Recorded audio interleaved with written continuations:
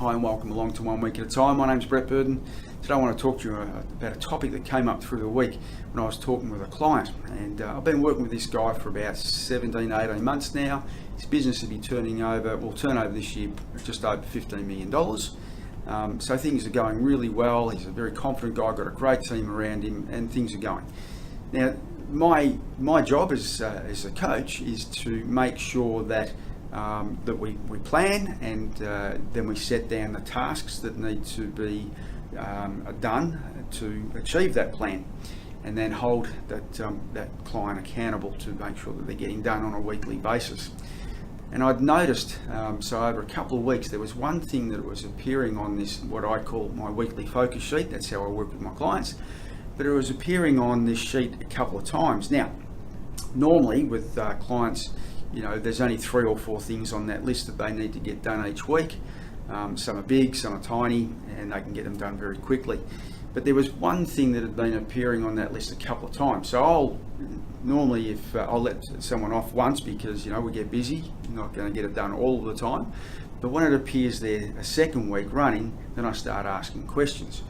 And it came back to the fact that this particular client, even though he knows it's the right thing he needs to do and he just has to do it, he can't bring himself to do it because of fear. That's what it came down to in the end. He was scared to do it, which was really interesting. But I understand what he's getting at, because I came across an acronym many years ago, and you may have seen this, but this really helped me get my head around that whole fear. It's the acronym, FBAR. False expectations appearing real.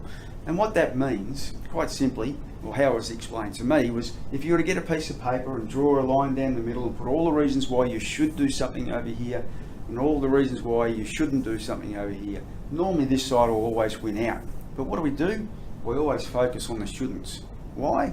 Because we're human, and that's just what we tend to do.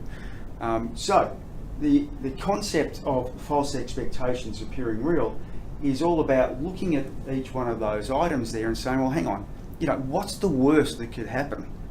What is the worst that could happen if I did go ahead and do this? And in most cases, there is nothing to fear. It's minute in comparison to all the reasons why we should. So I want you to have a think about that and how that might affect you. And, I know for me, it was a great revelation, because now I do mentally, when I'm making decisions or doing things, I do mentally have a look at, dividing the page and putting the shoulds and the reasons why not on the other side here. It certainly helps me, but I do it mentally. I don't need to sit down and actually do it anymore.